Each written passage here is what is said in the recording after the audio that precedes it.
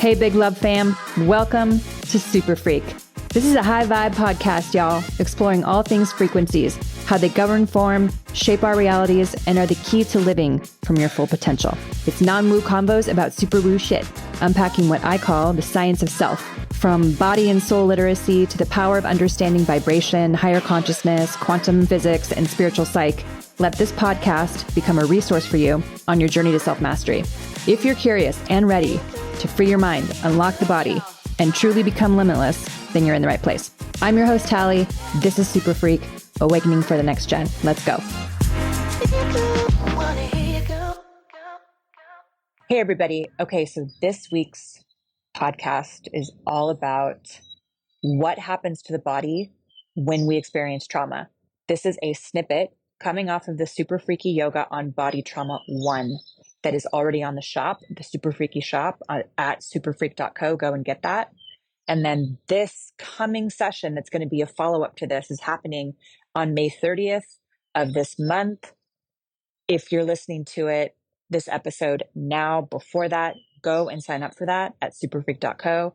Doesn't matter if you're live or on the call, the work still works. And if you're listening to this after May 30th, go grab that in the shop, get the bundle. You will thank me later. All right, you guys, let's get into it. When we're running these levels of different patterns of addiction, abuse, sacrifice, martyr, victim, self-abandonment, there is a program that kind of locks itself. It rings. It's like a ring that keeps you in a time loop that perpetuates that kind of abuse happening.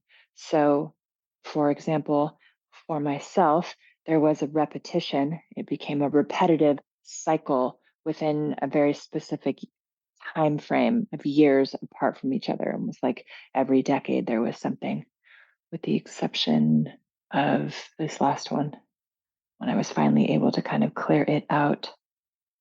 Good. So there's a combination of why these things happen, and I'm talking about it more on the podcast because abuse becomes something that's rife, that is so rife in the collective right now that it just creates an amnesiac sac. It's just an amnesia that we have. We don't remember childhoods. We can't access parts of our bodies. We are trying to chip away at other things, thinking that we'll have time to work on it later, or we don't even know really where to start because it's just so painful to unpack and look at. I'm going to talk a little bit about the mechanics of abuse, just a little bit. So I'm going to talk to your minds a little bit because a lot of people don't understand why this happens, and check out, of course, other content on it in the meantime. But the mechanics of abuse happen in many ways. So first, there's different planes that it happens at, different planes of existence. And I've actually worked with people who are being constantly attacked or abused or having their souls or spirits taken in the night and abused and things like that are playing out a different family pattern. And they'll be really, really terrified to sleep. They'll have night terrors, or they will have learned or cultivated a strategy to keep themselves awake.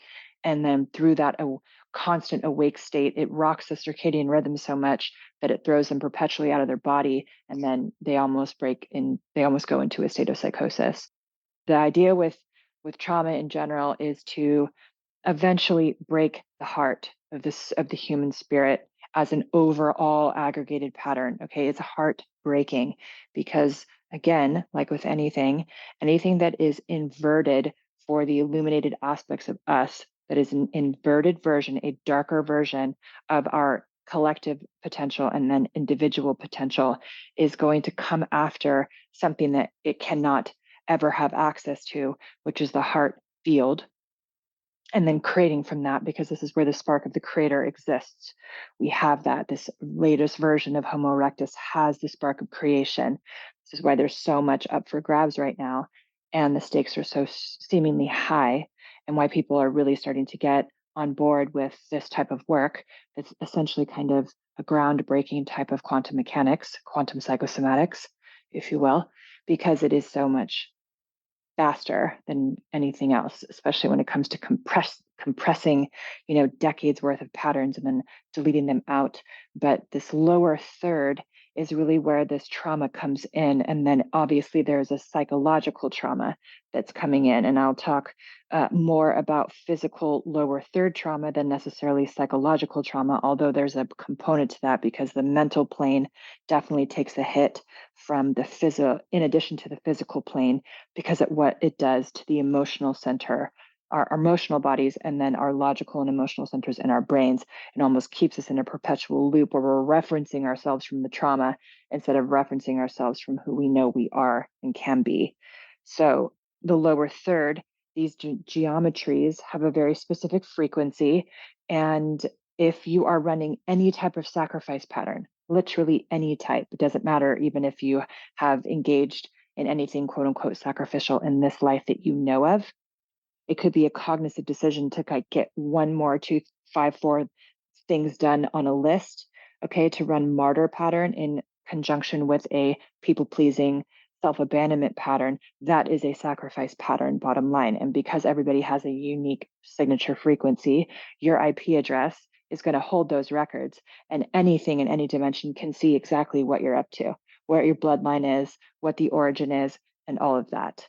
People who are in, let's say, at the worst case scenario, these child rings, the pedophilia, and all this other stuff that's going on, they have a very specific contract, a very specific bloodline that they come from that is accommodating that level of programming, and that can be identified in any dimension.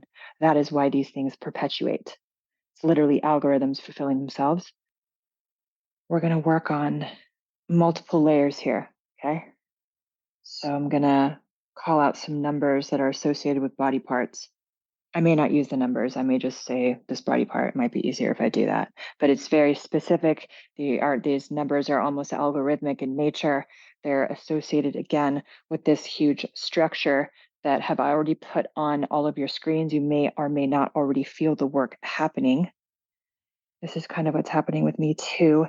When I get into this, the station of consciousness that I'm operating at is so frigging insane in terms of just the quickness, the speed of which things are happening now, that I get like kind of choppy when I'm trying to dictate it. So just hang in with me here.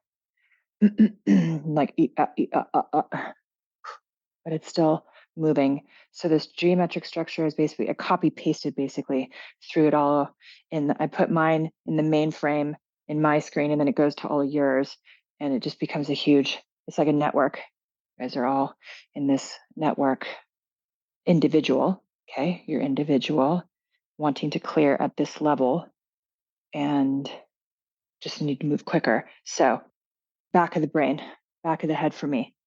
Okay, left side of the body, all the left side of the body, back of the brain, all negative thoughts about self.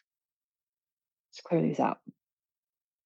Related to trauma, identity. Simultaneously on the right side, pay attention to the right side of the brain, right side of the body, all negative thoughts about other. Move again through this sequence pretty quickly. It's already working, but I'm going to talk about it, highlight it, and then you guys can track with me because I know it's important to understand what's going on. So you'll know what to look for to confirm, delete the pattern. But I'm going to move through the body map pretty quickly, and then just going to get quiet and drop you into a deep state so you can just allow the work to happen. We have the left and the right side, negative thoughts about self and other. These points have a very specific resonance. The shoulders, these like trapezoids, not trapezoids, excuse me. It's the upper shoulder, right by the neck on either side, both sides of those. This is blaming others through victimization, self and other. Okay, so inflicted on self, inflicted on other, or other inflicted on you. Blanket pattern. This is self guilt, made to feel guilty, blaming self and others. So a lot of times with trauma, there's victim people might say that this kind of, the pattern attracts the abuse is victim blaming, but it's just a bottom line statement of it is so. Okay. Patterns are attracted by patterns. It's just a law of coherence and frequency in general.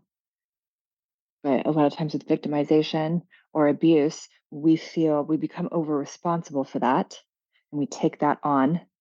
And so the guilt and the blaming and the shame lives a lot up in this area. Okay, right? This is how you see a lot of women who hold the tension in the shoulders and they start to creep up, right? It's all right there. Okay. Next part is the back of the shoulder blades. Not blades, excuse me, the back of the shoulders. Like just on the back. It's a little bit, I don't even know what this part is. Just the back of the shoulder. I don't know the organ. It's fine. This pattern is control. So moving through the blanket control patterns of others or other people controlling you, and then you having hyper control over yourself and your environment because of this underlining fear of survival running on this part of the body. Literally never seen a map like this. So I'm just like going with it. I was like, all right. Normally I would see control, let's say in the sternum or brainstem or identity level somewhere else. But this, like I said, is a very, very specific protocol. It's a very specific structure. It's very intense. So I'll walk you through that in a minute, but just hang on.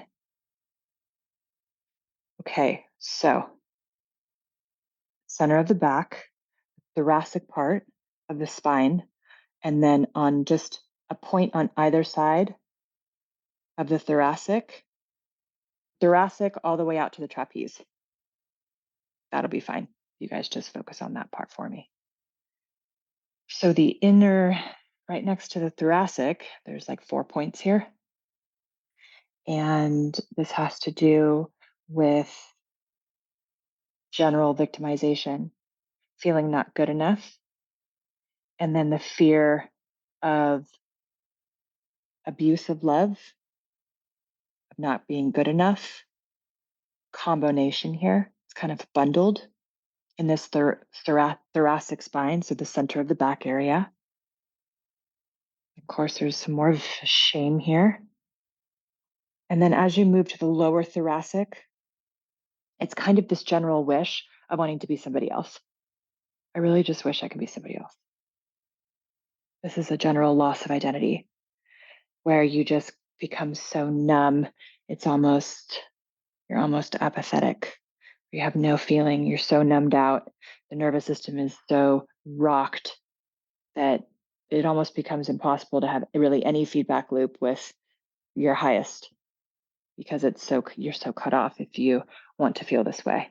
So it's a deep, deep sense of like sorrow, wanting to be somebody else, despair, loss of identity.